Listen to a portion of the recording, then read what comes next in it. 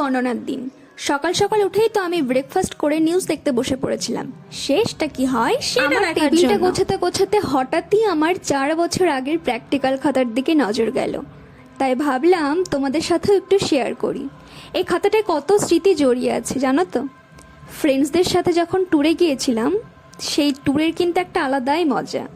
আমরা যখন একসাথে গেছিলাম কলেজের এক্সকারশনে, তখন ফ্রেন্ডসদের সাথে কিন্তু 7-7টা দিন আমরা একসাথে কাটানোর সুযোগ পেয়েছিলাম।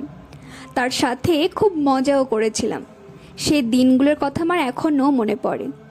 আমরা জানো তো প্রথম সার্ভেটা আসামে করেছিলাম, তারপরে আমাদের সেকেন্ড সার্ভে ছিল ফুলিয়াতে। তো দেখো সেখানকার সার্ভে করাতেও আমাদের কত স্মৃতি এখানে রয়ে গেছে। এই ফটোগুলোই শুধু এখন আমার কাছে রয়ে গেছে। আমি তো এদিকে একটু নাটক করছি, আর ওদিকে তো হাড্ডাহাড্ডি লড়াই চলছে, কে তার চেয়ারটা এবার পাবে আর কে তার চেয়ারটা থেকে এবার সরে যাবে, সেটাই লাস্ট অবধি দেখার।